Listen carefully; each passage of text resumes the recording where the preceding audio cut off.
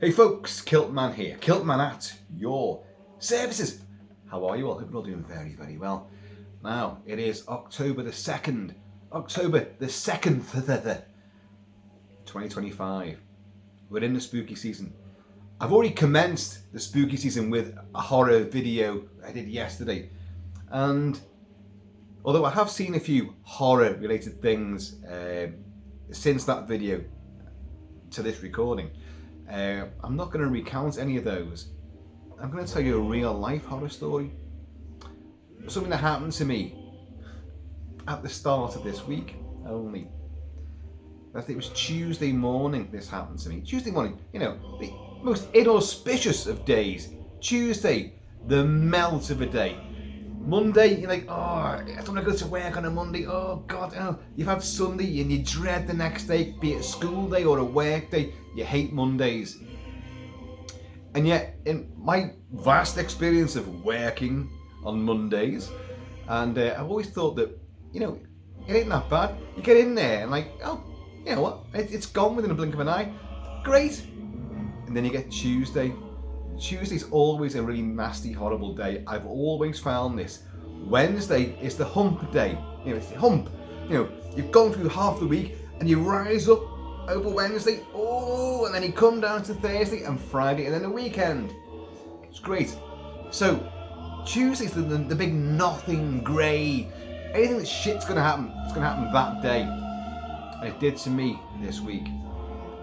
You all know I've got a new job now. Yes. I once defended the realm, the United Kingdom, British Isles. In my day, it's for Queen and country. Anyway, that's all gone to rack and ruin since I left, hasn't it? But there you go. After like 2.5 years of like retirement rehearsal, which I loved and adored, I have a new job. You know what it is. A lot of you know what it is. I've discussed it before. I now work for this, literally just whiskey money. Did someone mention whiskey? Yes, they did. I believe it was me. And I'm still drinking this, if you saw the last video, this Canadian thing. No. This is different. This is Clark's 1866 bourbon whiskey. This is a different one again. This is not what I was drinking yesterday, I don't think. Well, I can't remember. But cheers, y'all.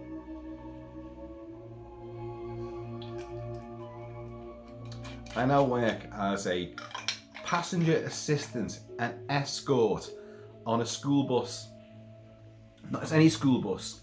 These are school buses or taxis for kids who have issues. They've got problems.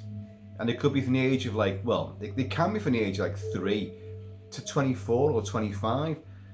I've not encountered either, you know, the extremes of that range limit, but kids usually of 6 to 10 and one of 16, and I've done a variety of bus, minibus, and a taxi, a Tesla.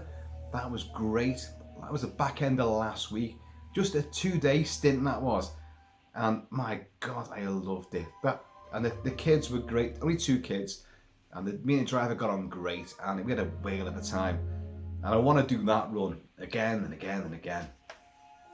It's gone a bit further, you know, away from, you know, the kilted realm, but you know, I enjoyed that one. But when you get a bus where there's a bunch of kids, and I had a bit of a crash course in this, not quite literally, but the first 2, the bus and then a big taxi with lads who were dead vocal, and you wouldn't know they had any issues. They were just kids, and they were, you know, giving it loads, and you have to like sit back down, and you have to try to assert yourself, control them, and because I was the new boy, but I was also the guy with like, look at his hair, wristbands, and like my I'm not wearing it, my US Cavalry belt, and my Op Granby boots, everything about me. They were like, oh, why did you wear that? What's that about? I was a fascinating creature for these people. I wasn't wearing a kilt, incidentally. I don't wear a kilt on the bus. It's not practical for one thing, because you're on and off the bus and you're forever fastening kids' seatbelts and you're just trying to get around the bus. I'm like, oh God, just not worth it. It's not worth it. So I wear a pair of shorts and got to show off the legs, you know, good gams I've got, you know, and but it's been great. I've had no issues with the kids. Yeah, you may have to like shout and like wield your authority because, you know, once you're on the bus, my rules. The driver actually, it's his bus and his rules. I just enforce what he says, but I've got to keep the kids entertained. Anyway, it's been great so far. And then I got this new run. So this week, so Monday and Tuesday, I didn't work Wednesday, which was yesterday, and I didn't work today. But I'm on this run again tomorrow. And anyway,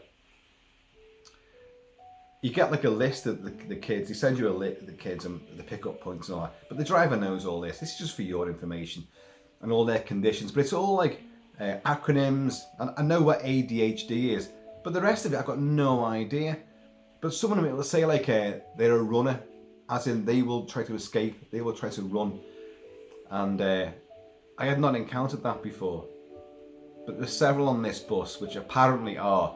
However, the little spreadsheet that he sent me to give me, the wherefore, art vows and everything about them, I couldn't read it. It was just a big blur. So I was like, oh well, I'll just take it as it is. 11 kids on this. There's 2 sisters and another girl, but the rest are all lads. And but they're all young, and they all exist within their own world, apart from one lad who would talk to me and all that, and he was great. Sits down the front, but you've got to be at the back usually. If it's a big busy bus, you'd be at the back to watch out for the trouble ones that should be at the back. Should be. Yeah, well, I think I would rejig things slightly, but you should be able to like unbuckle yourself, and you could like get around all the seats and like look after any kid, you know. So obviously you pick all these kids up one by one in the morning, get them all on, and then you take them to school. Now in this particular run, the school in question is literally about half a mile from here, from the Kilt-Man mansion. It's half a mile down that road. Not even that, to be honest. You know, I could be there and back within 3 or 4 swigs of this stuff, you know. But the kids all live the other way, and it's all, for people in the know, it's all like Egremont, Poulton, Seacombe, and windy roads, and like it's at that time of morning when there's tons of school buses and tons of these buses, these special needs buses. Suddenly I spot them everywhere because there's fucking millions of them. That's how many special needs schools there are, or special needs classes within normal schools that are on the Wirral. And that's just a snapshot, by the way. That's a snapshot of the rest of the UK. Now, I'm not going to get political about this. I'm not, because it's easy to get kids put on the spectrum. Every doctor's going to put that, you know, at some point. So all these parents, these families who can't afford this, that, and the other, it's very easy for them to get their kids put on this bus. They haven't got to get them to school, and they go to often a special school, a more elitist school. And who's paying for all this? It's council, isn't it? But these kids, many of them do have issues, and they deserve a chance. None of it's their fault, none of it. So what happens is, you go around house to house. This driver, he's another Dave. All my drivers have been called Dave. It must have like a little, you know, a storeroom full of driver Daves, right? And then they unleash them in the morning, right? Daves, off you go. Go to your buses. Dave. And there's a million Daves rush out to these cabs and buses and minibuses. And this guy is like by far the oldest. He's 83 years old. He's ex-army. So I said, oh, you know, the Marines. That meant nothing to him. His army days were like bloody Agincourt, you know. Maybe a stint in the Crimea, you know. So and he's an old curmudgeon. He lives not far from me, and yet he doesn't know the streets around here. He knows his route and the normal escort that he picks up and then looks after the kids. My job is to stand in. I could get moved from pillar to post, bus to bus to bus, as it transpires. And that might sound really, God, you never get used to the kids. And be forever different. Well, it is awkward as hell. But I've been told by other escorts that, or passenger assistants, as we don't want to call them escorts. That could mean something else, couldn't it? And that also pays a lot more as well. But they said, stick to what you're doing. You don't want a standard run because you can't get time off, you can't do this, you can't do that. Anyway, so they say, but I've got no problem standing in for people who are doing the regular runs and they're off all the time. So someone's telling me porky pies here. I'll work it all out. But at the moment I'm quite happy going from pillar to post, and it's all different each time. But the downside is that you get to know. My first run was 7 days, so 5 days 1 week and then 2 days the following week. And then the next day I was working with another thing. But I got to know those kids. And then on the next run I got to know those kids. And all these kids love me because I'm different. Although I'm no spring chicken, I'm far younger than the people that are normally doing it. And I look way different, I'm more exciting, So they all get to know me, and I've got no benchmark, I've got no litmus test. I just, kids are kids. I hate them all, but they all seem to love me. So I'll make them feel happy, and I'll laugh and joke with them, and get involved and all that. It's only the hardest part of this run is the picking up, because the school might be, as I say, just down the road, but you've got to go all around the well. It may be a short radius, but you've got to go up and down these roads, and you're stuck in traffic, and you're like, it's just a nightmare. And that kills up over an hour. So you've got to get up early and do over an hour of picking the kids up. Then you get to the school, and then you get dropped off back home again. But obviously, if the school's further away, you're picking up kids on the way to the school. So it kind of, in my experience so far, it's 2 hours, maybe a bit more in the morning, 2 hours, maybe a bit less in the afternoons, it works out. So obviously you drop them off at school, then you go back and pick them up from school, take them back home again. But sometimes with these kids, one might, so-and-so is not getting on the bus because the dad's come and picked them up already. Okay, so that's one little diversion you're not going to make. So the driver has to quickly, I ignore that bit. I can now rejig the journey, and they've got the knowledge. Like taxi drivers, they got the knowledge. Except for this driver, he lives down the road, but he didn't know how to get to my house. And once he picked me up in the morning on Monday morning, he did not know how to get back to his first pickup point for the first child. And he gave it the name of. I said, well, just go round here, turn right here, go down here. Now, if you go over there, and then turn right again. That takes you right down. That road I was indicating there is Penkett Road. Ramsey Campbell, British horror writer extraordinaire, Stephen King's mate. Ramsey Campbell lives on that road there. But to just go down that, and he's like, I don't know where I'm going here. I'm like, I've just told you. He ended up coming down a different road. I was like, oh my God. And he's old and cantankerous. Anyway. So what happened on Tuesday? Well, the thing is, we've got 3 lads that need special harnesses because they are little Harry Houdinis. They won't stay in the seat. A normal seatbelt, they'll unbuckle it and they'll go run around. And now you meant to know this beforehand. Now I did not know this because that little printout they sent me on an email, I couldn't read it. So I didn't know anything about it. But I asked the driver, so have you got trouble on this? He said, no, they're all right, really. Sometimes you play up, but you'll be all right with these. I give him that's not his accent, by the way. I'm disguising his accent, so no one will be incriminated. And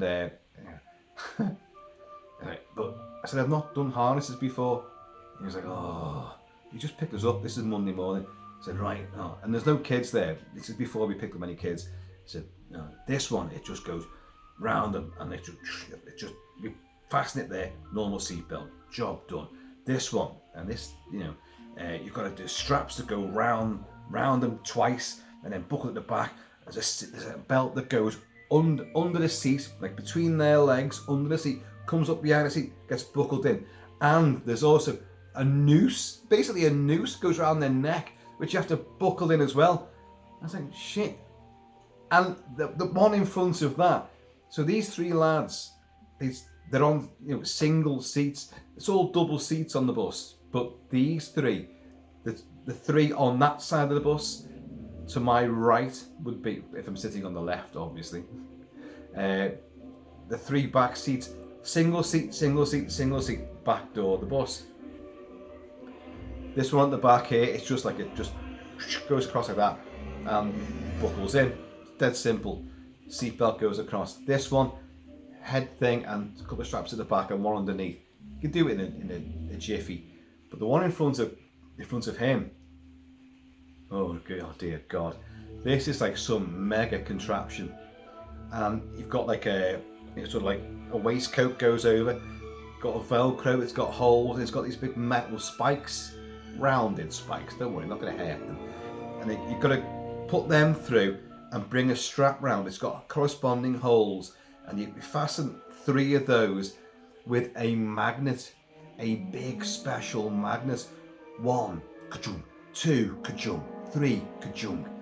And then a head sort of guard as well, so it goes around his neck and looks after him. And the seat belt as well. Fucking hell. That's Torquemada. No one expected the Spanish Inquisition, but bloody hell. So I said to him, like, I'm not going to know that. He picked the first kid up, I'm not going to fucking know that.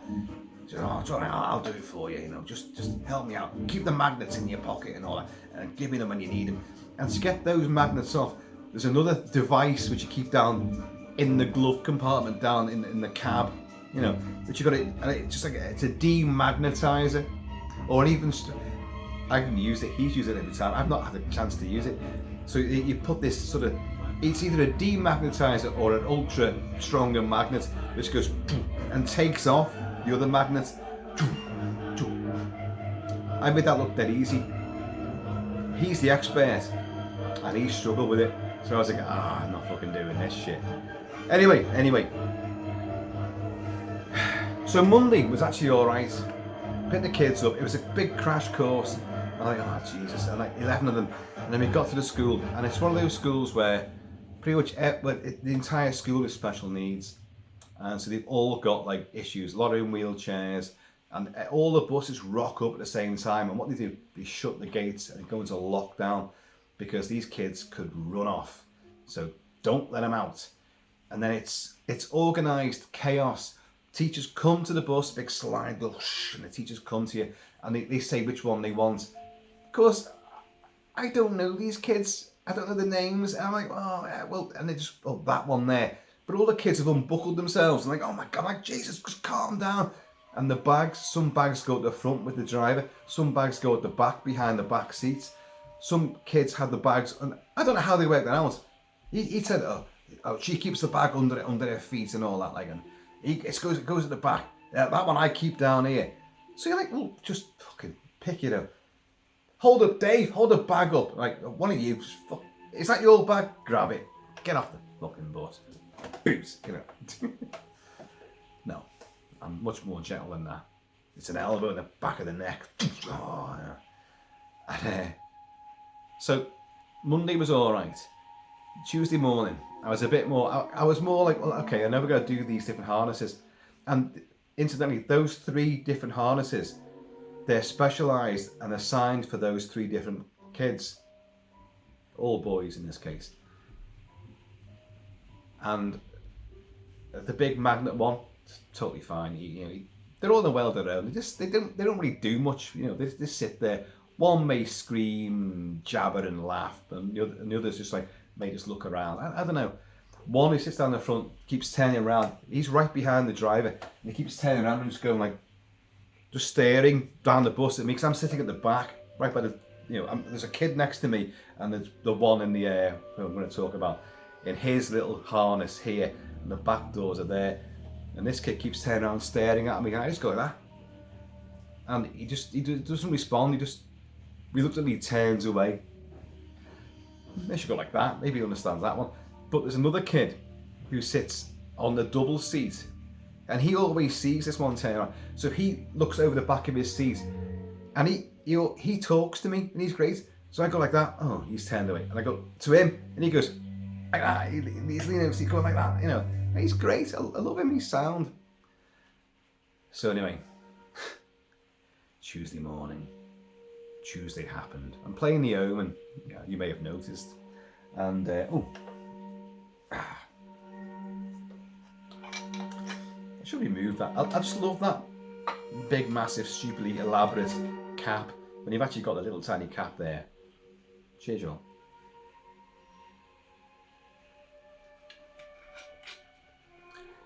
So, gets all the 3 harness ones that are all in there. And we've got 3 more pickups to do. So I go get the next, we stop, and this driver he pulls up outside people's houses. Gotta remember, this particular route, it's jam-packed with traffic, and it's a minibus, but it's really big and bulky at the same time. And he's kind of going round, and he's not very tolerant of other drivers. I don't mind that. I find the whole thing very amusing, or at least I did do. He pulls the window down, and he has a big grolly. That's a big spit, a big grolly out the window. And he hates women drivers as well. He's really vocal about women drivers. And anyway. So I go up and it's like, it's that house there. And because he's facing forward, he goes, it's that house there. And I'm at the side door, I go, which one? 86? Yeah. No, it's not 86, it's 84. But I've gone 86, he's not heard me, he's just gone, yeah. So I've gone the wrong fucking door, Anyway, so some innocent person answers the door, and I'm going like, oh. And they go, oh, you went next door? I'm like, oh, shit. And then they're there, oh yeah, here she is. So I get this little girl on. And as I get on, and of course, once you get off the bus to go and pick someone, slam that door shut, because just in case the kids get off the bus. No one told me that. That was dead common sense to me anyway. But anyway, so I do that. So and I open the door, and I get the killer, and Dave just goes, he goes, he's got loose. One at the back's got loose. He's got a different accent again now. I'm defending his real accent. And he goes, one at the back's got loose. And I went, oh shit. And it's one of the harness ones. So I'm like, oh my god, and this kid's running down the aisle. There's bags, and the two sisters, the 2 girls that got on earlier, they take their Crocs off and throw them. So I'm like, God, trying to kick these Crocs back. Get this other girl, okay, on a booster seat, and like put the seatbelt across, and they're trying to find a little clicky bit. He's running up and down, oh, fucking hell. And Dave's going, he's going wild. How many fucking hands do you think I've got? I've got to look after it, I've got to shut the door, I've got to do this. So it goes and gets this kid. No, we'll leave this because this is perfect. It's the Omen. And this kid, he's 6 years old. And so I said, look, I'm not going to say his name. But I went like, look, Damien. Calm down, Damien, And I said, you've got to go back in his seat. And he's in the aisle, and he's fighting me like this. And I'm like, shit, I've not been trained for this. And I, look, come on. You're not meant to put hands on. Obviously, some of these people, you've got to restrain them. But I'm new to this. I don't know the parameters of this, and I don't want to be, inappropriately, grabbed somebody and threw them in the seat. Although, as we will discover, that was a necessity. So I picked him up, and I was like, sit down, because this took a while. You're on a tight schedule. There's actually 2 more kids to pick up. And I'm going, Dave, he's going, just put him back in his seat. And I'm like, put him in a seat. And his harness is inappropriate for his abilities. This little lad, as I found out afterwards, Dave, the driver, and the regular escort christened him the Snake. Would have been nice to have been told that beforehand. Oh, the Snake. Why? Wriggly, gets out of things, agile. This guy was like a little mini special forces operator, escape and evasion. And my God. So I put him back in and he starts screaming in my face. And I fastened, this little sort of like a little waistcoat around him. But it's a waistcoat with one buckle. That's it. Nothing goes round back of his head. No little side straps go around the back, and nothing that goes under the seat. None of that. No. Just this junk and the seat belt. He can undo both, which he did repeatedly ad infinitum. And I'm like, sit down. And he's like, buckle it again. He just unbuckle it. Sit down. You got to stay there. Dave. And Dave started to drive off again. I was like, Dave, stop the bus. Stop it. So Dave stops it, gets out and comes down. And he goes, and he's like, really, like, not with me, just angry with this kid. Like, just get in that fucking seat. And I thought, you can't swear at these kids. Just get in that fucking seat and fucking sit there. Kid gets out again. And and the two of us, it's dead cramped, obviously. And we're like, oh my God. And he just unbuckled it every time. Said, Dave, this is ridiculous. We can't, I have the authority to say we can't take this kid. I have that authority. No one told Dave that. I said, Dave, let's take him back home. We're not taking it. He said, well, no, we've just got 2 more kids to do. Now, as we're going through this kid, who shall remain nameless, Damien, got his nails out, like our cat, Wolverine claws, and started to rip into my arms. Now, I wear a vest, as everyone knows. Next time, maybe a fucking chainmail suit of armour might be more appropriate. He started to rip and gouge and fucking pinch, and his arms are coming up in my face. And I thought, he's going to slash me face. I'm going to lose a fucking eyeball here, And I'm like, you haven't trained me how to deal with this. I don't know what am I supposed to do? Do I fucking do that? What the hell do we do? And this wasn't working. The two of us couldn't control him, and he's screaming, and he's fucking hitting and scratching and grabbing my arm and really digging in. And I was like, Jesus Christ, gotta take him out. No, just two more pickups. So what we'll do, we'll sit him in that seat there next to you on the back. We hadn't picked up the lad that normally sits there, who's great, but he's great. We haven't picked him up. I said, well, where's he going to go? Well, he can just sit on that one, because it's just, he can ignore the harness thing. Just put the seatbelt on him. I said, okay, we'll try that then. And Dave said to me, like, well, what we'll do is, we'll pick up the other 2 lads, and we'll go straight to the school, and I'll get out, and I'll tell the school, you've got to get this, we'll arrive there early, and we're going to get him off the bus. He's trouble, get him off the bus right now. Right, because normally you've got to wait for the teacher to pick their appropriate child off the bus. So anyway, so I was like, I wasn't happy with this. I was like, oh God, all right, let's do that then. So we sat him here, and he fought and ripped and gouged again. And I thought, I'm not getting paid for this, to have physical damage. No one told me it would be like this. Oh, they've got special needs, you remember. No. What you should do is go on a bus with troubled kids, but with another trained and experienced escort, who then shows you that this is what I would do. This is how we deal with it. And you shadow them for like maybe a week, maybe 2 weeks on a really difficult run, to give you and you get involved as well, but you get a taste for it.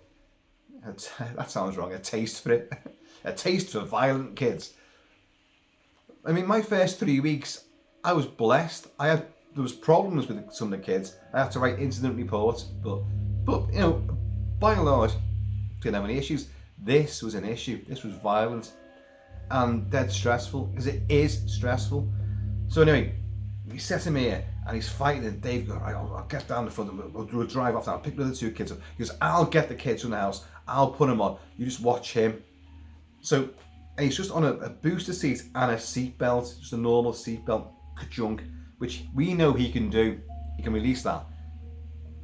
So I had to sit with my hand on the buckle, the release thing, the seatbelt, like that the entire time, sitting there and trying to keep him calm. Now, I'll be honest, he did calm down, and Dave picked up the kids and put them up, and then we went straight to the school.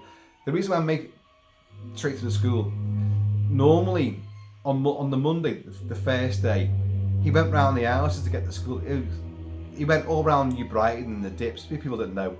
He didn't have to go that route. I thought, what are you doing? Basically, he knows he's too early to get to the school, so he just drives around and meanders around and all this. And then we get there, and he's still got to queue up, and then they lock all the gates and all the buses get there.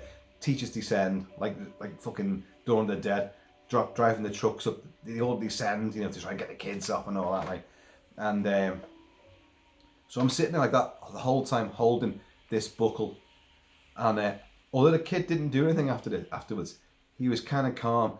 The back of the seat in front of him has a great big hole in the upholstery, and he found that, and he's putting his hand into it and all that, and I thought, like, just keep playing with that, it's fine. I was hoping there was no horrible springs in there to rip his fingers off, although I kind of wish there was, but I said, and he took his hands out and he started going, and I got, no, just, oh, look at that, see that's in the hole again there, And he started looking at it again, but he wasn't an issue. And but we got to the school, and Dave was like, look, we're getting this lad off. And anyway, when it come to get him off, the lad, I said, like, he knew, he just took my hand off the buckle and unbuckled himself and just got up. And I'm still in the seat, said, like, wait, I've got to get your bag and all that. And he just stared. He leaned into me and just stared into my face like that. And I was like, oh my God, I was genuinely unnerved by him. Why? Because suddenly, Donald Pleasance as Dr. Sam Loomis's speaking to Charles Cyphers as Sheriff Lee Brackett in Haddonfield, and they're in the Myers house, and he says to him, like, I met this lad's 6 years old. I met this 6-year-old child with this pale, blank, emotionless face and the blackest eyes, the devil's eyes. And I was looking into the blackest devil's eyes, and he just leaned in and just stared at me like, I know what I'm doing. And my blood just ran cold. Seriously ran cold, and I thought, it's Michael Myers. It's Minnie Myers. So I was going to play that first, but I've been too on the nosy, so we'll play it now. Where is it now? Where do it be? Oh, there you go. And he freaked me out, and then I had to get him his bag. And of course, in all the hullabaloo, the bags at the back, Dave was all flustered. He meant to say, I said, what bag is it? He said, it's the black one. So I got this black bag out and gave it to him. It wasn't his bag. So when all the other kids came up, they're going like, oh, my teacher goes, he has a black bag. And Dave goes, it's down the back there. And I already knew. I said, Dave, there's a green bag down there. The black one's gone with fucking Damien. He's like, oh God. He just went, oh, don't worry, but we'll work it out, obviously. But that kid, I should say, on the return trip, because obviously I come back home then, and I've got hours to kill, which I've had a difficulty with. I may have 5 hours more before he picks me up to go and get the kids from the school and drop them all off again. I've got a lot of time there to kill, but I really can't. I've not been able to reconcile that. It sounds ridiculous, and now my son says watch movies or listen to a big podcast or whatever, or do your own videos. But I've had a real difficult time with this. It's only a few weeks in, but I end up like watching a bit of TV and then like or I'll eat something, or I might do some press-ups, I'll do this, and I'll do that, and I might do a video, but I don't do it. I don't do it at all. And I pace up and down, and I'm looking at the window and all that, like, and then it gets half an hour before my pick-up time, and I'm in the window watching. I've got my high vis on and me pass and all that. Like, I haven't found that balance. I think if it was just the morning, or say you did an entire morning till your part-time job would be till midday, then you finished, and that was every morning of the week, that'd be fine. The rest of the day's your own. I think I have a problem with this sort of, it's all on in the morning, then you got downtime, and you got to do it all over again, but in reverse. And like, and I can't adjust to that bit in between. I know. So, but I was dreading that return trip, because what Dave told me when we dropped the kids off at school and all, I'm finally here, and I got in the front cab and pulled the door shut, and I went, fucking hell, mate. He went, oh yeah, he's can be a handful. I thought, it'd be nice to have been warned about that beforehand. And he said this, oh, that's nothing. You can open the back door and get out. I said, what? You can open the back door from the inside and get out of a moving minibus? He said, oh, he's done it before. Are you fucking kidding me? He's run off down the street. And like, oh my God. So that return trip, I was like, fucking, I said to him, when he picked me up, I said like, so what we're going to do, we're going to put him in the other seat where he was this morning, or put him back in his normal one. So put him back in his normal one, because he might be all right. That's where he's meant to be. So we did, and he was sound, although I was watching like a hawk. And every time his hand moved, I was like, because the way to open the door, there's a little sort of hand grasp thing behind me on the double door, and you could open it. But you need a bit of strength to do it. But this kid's done it, apparently. So when we dropped him off, and his mother come to get him from the back door, he gets on through the back, gets out through the back. That's why he's got a big, he knows how to open the bloody back door, and obviously he's been paying attention. And I had to get up and say to his mum, like, because you've got to do this. So like, and he feel horrible saying it. So he was a bit of a problem this morning. He was scratching and hitting and shouting, and so I was showing him some of the cuts. I mean, you can see, well, you know, I get attacked by our cat, as you well know, and I've got all these bloody cuts, but they're usually on the hands and the forearms. But this kid got the upper arms and around the elbow, and he's pinching it dead deep and all that. Like, so I said, oh, he was a bit tough this morning. He escaped a few times, and he was like scratching and hitting, and she was, oh, he does that. Well, okay, you live with that, and that's fine. No one told me about it. No one warned me about it. I don't get paid extra for doing that. Your kid, you can look after him the way however you bloody want to. Me, I've got this rules of engagement, and like, how are you meant to respond? No one's told me how to do this.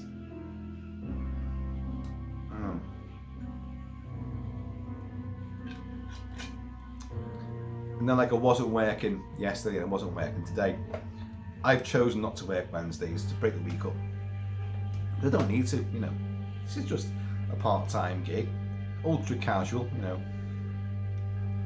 But I'm back on that bus tomorrow, and hopefully there's something different next week, you know.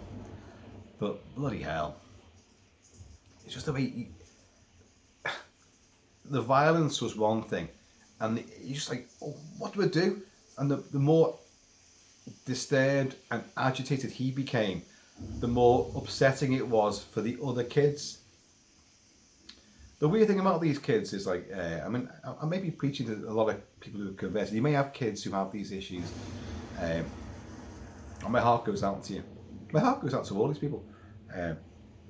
All these kids as well. It's not their fault at all. And I know that I've already realised they can reach, you know, a crescendo of like craziness, and then they calm down like that. It's peaks and troughs. So the randomness of their wild, crazy antics is unpredictable. But I said to her, the reason why I sat there like dead nervous for the rest of the journey in the morning, and my hand on this seat buckle, the seat belt buckle and all that, and watching every move he made, every sound he made is going to escalate. Well, the guy that does the run normally, who knows all these kids, he's been escorting them for the last couple of years. Well, I said to Dave, like, so he will know, oh, he's had a blowout now, he'll calm down now, because it's experience. But for someone like me who's leaping from one bus to another, to a taxi, to a bus, to a minibus, to a whatever, and they're all fresh kids to me, and I'm a new face to them, which rocks their world. You see, there's a combustible element to this. It's a necessary thing, but it's also a very difficult thing. I do think that training should be better. I've been through a fucking hell of a lot, but kids are a really, really unpredictable commodity.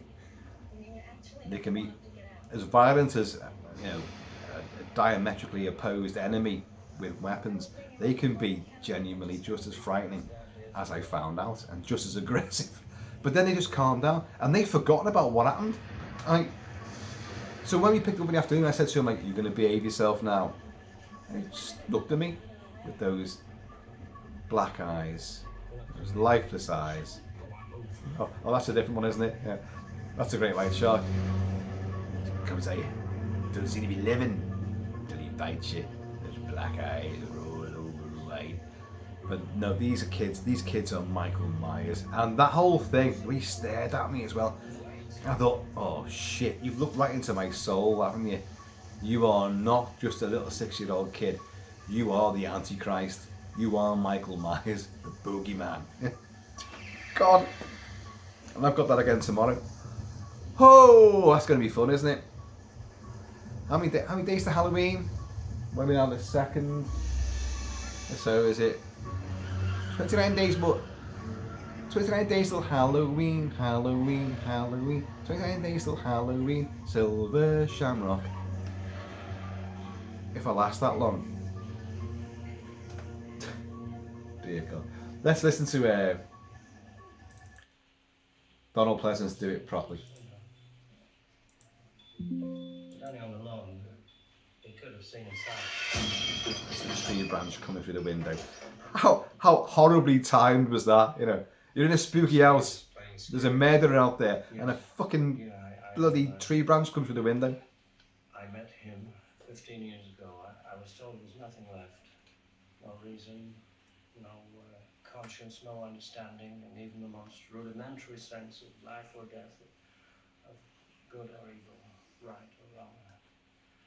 I met this 6-year-old child with this blank, pale, emotionless face, the blackest eyes, the devil's eyes. I spent 8 years trying to reach him, and then another 7 trying to keep him. I felt like I spent 8 years trying to get him into that fucking seatbelt buckle and all that. His harness. He's been here once tonight. I think he'll come back. I'm gonna wait for him. What I'll say is, let's go. Those 3 lads that have these harnesses, they are assigned to those lads. So the one who has the magnets on it, that's designed for him particularly. The one behind him has the neck one, and it's a heart, a sort of a waistcoat type thing. But it's different from the one that our Houdini, or Damien Houdini, gets out of. And I said to Dave, that's not fit for that. He can get out of that. That's useless. And he went, oh, we've told him multiple times for the last 6 months or so, and they won't give us a new one, a better one for him. So I filmed out an incident report about this when I come home in the morning, that Tuesday morning. And I said, and I wrote it in well, you know what I'm like. All the facts were there, but I made it entertaining to read as well at the same time. And but I said, seriously though, this kid needs a different harness. The one that's been assigned to him, he can defeat with effortless ease. So it's useless. It's not worth it at all. He needs a new one. So, and I told Dave about it in the afternoon. He went here, well, I won't do nothing. We've told him a million times, nothing's gonna happen. So, well, I've put it in writing, and that's what I've done. It's, it's the least I can do, and also possibly the most I can do. So I've got that tomorrow morning. Oh, Jesus. But that's it's a genuine horror story. Until you've been in an environment like that, where there's other kids there who could, this is the nightmare scenario. The rest of them, so all of the okay, 3 of them have the harnesses, 1 can get out. So there's 3. So that's 11, 10, 9, 10, well, there's another 8 kids. I probably got the maths wrong there. Another 8 kids there. Some are much bigger than other ones who are just in normal seatbelts, just ka-junk. Who could all just go like that at the same time. Another films come to mind, The Brood, David Cronenberg, Oliver Reed, and those horrible, the progeny of the ex-wife, played by Samantha Eggar, who gives birth to it, monsters of the id, her anger children. And anyone that angers her, these kids go out and murder. So, and they act in unison as well, and they're fucking horrible little things. So imagine if I'm fighting with this kid trying to get him back in there, and Dave's just going, oh, fucking bloody woman driver, oh, shit. You can see me coming, I'm not driving a fucking tank, That's what he's like. And all these kids just go like children of the damned. They all unbuckle and they all get in the aisle and they'll stare at me.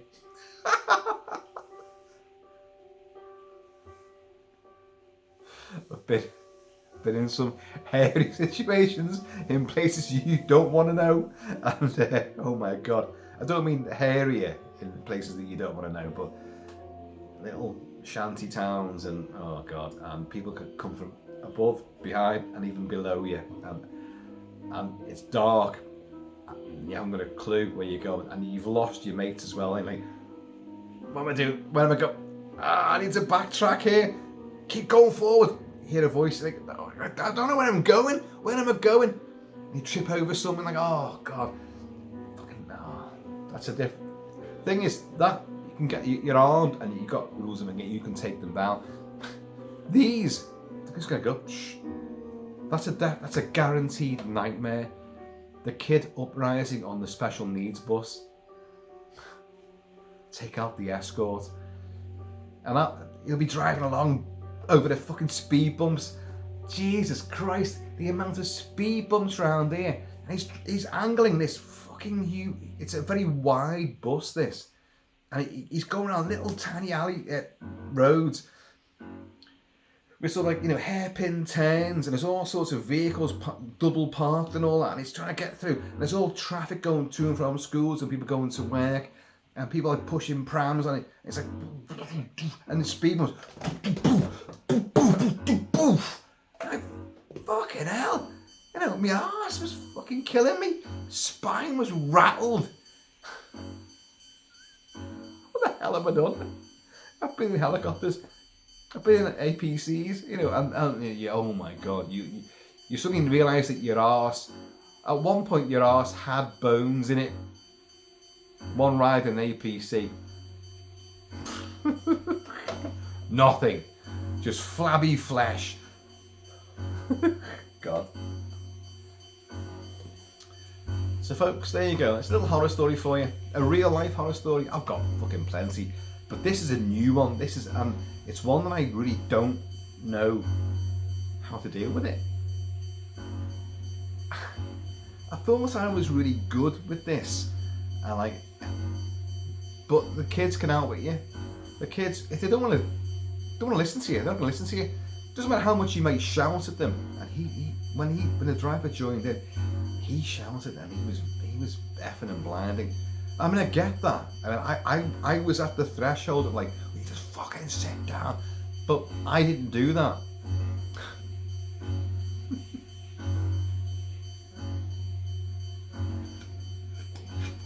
It's a crazy one, folks. there's going to be people out there that may be doing this job or have done this job or know someone that does this job. Because since I started doing this job, suddenly I know fucking millions. Oh, Mrs. Kilt-Man goes, oh, I met Tegwin and her sisters, brothers, uncles, aunties, Fanny, does it and loved it for many years. And this is the tip of the iceberg. Suddenly, as everyone does it, oh, it's always the phrase, they love it. Oh, they love it.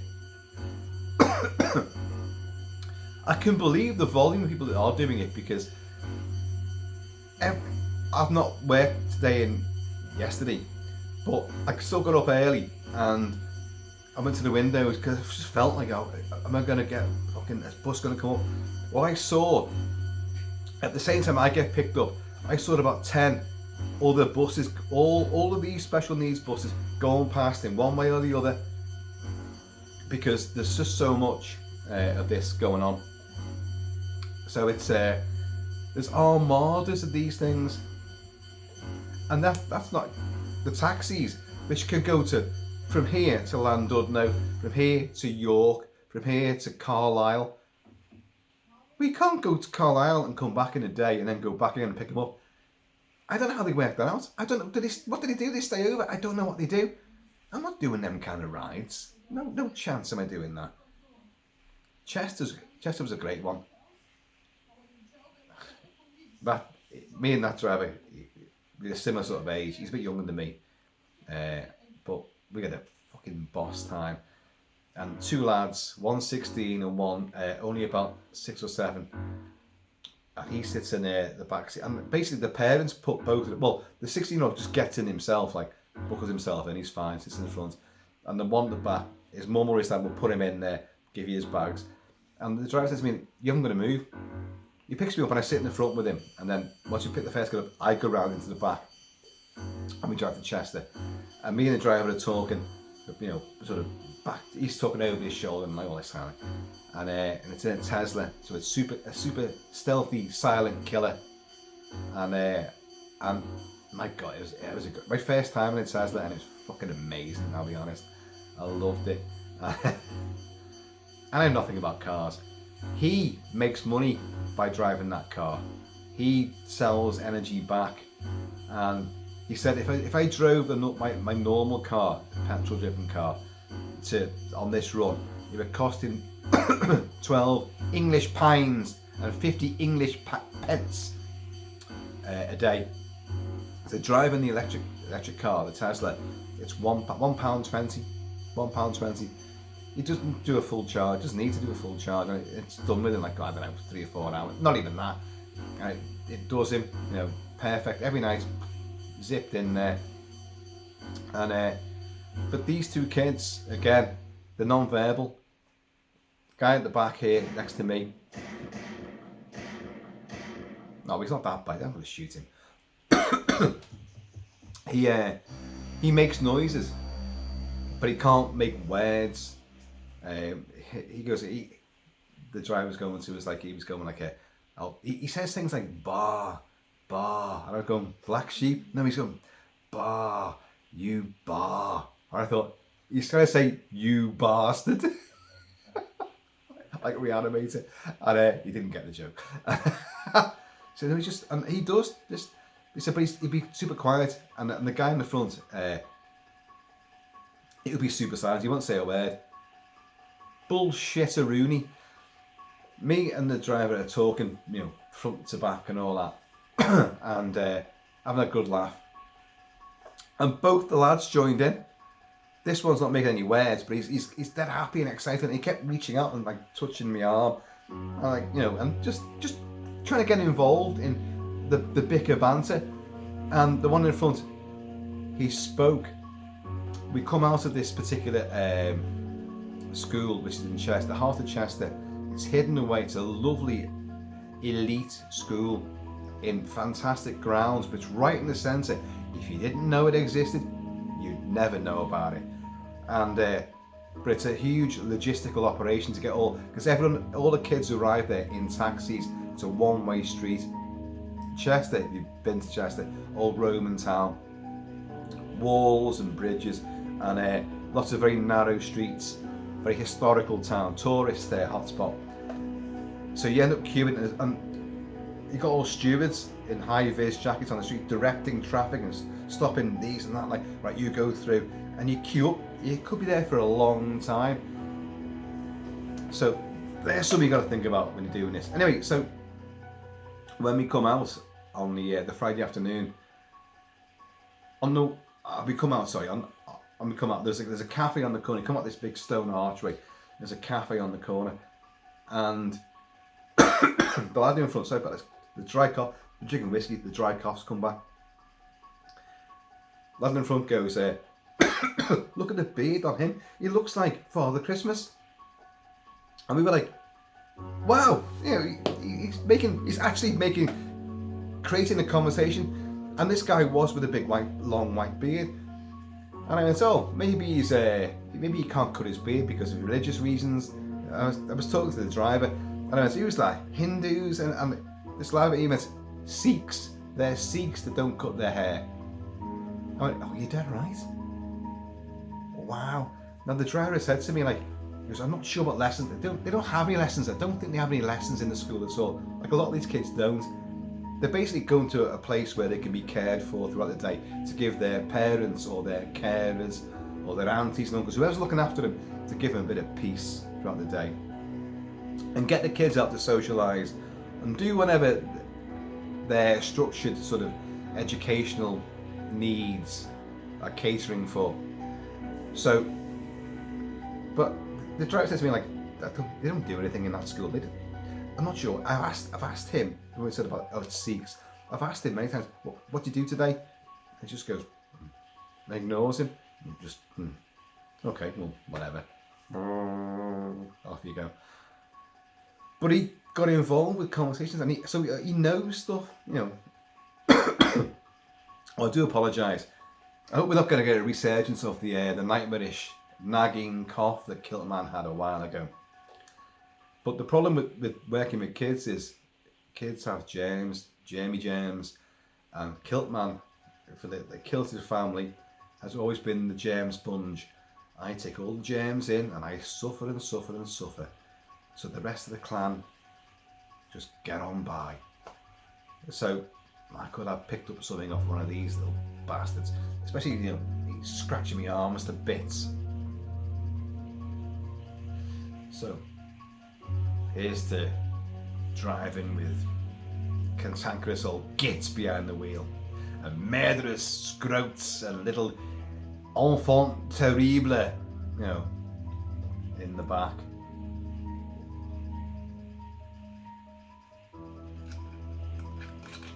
Anyway, I got it all again tomorrow. Hey! We'll see what happens. So folks, I have been always Shelby Kilt-Man. Please, in the meantime, this ever watch how you go. Make sure you get on the right bus. Don't get on one of these buses by mistake.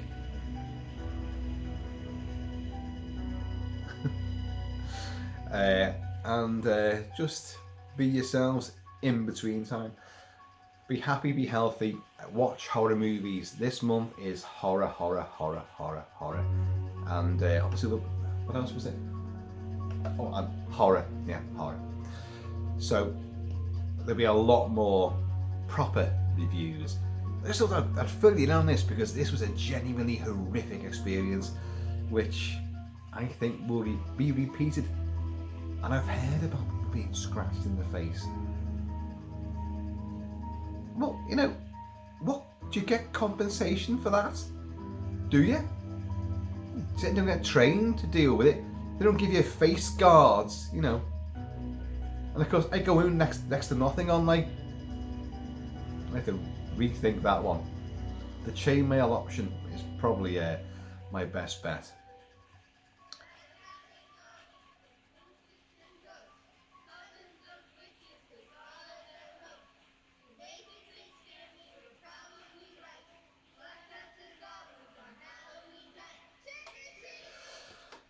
Torrential rain right now. We have a massive storm coming this weekend. Massive storm. The first of the new storm season. Storm Amy, I think it's called. Amy. Bit of an obvious one, isn't it? But wow.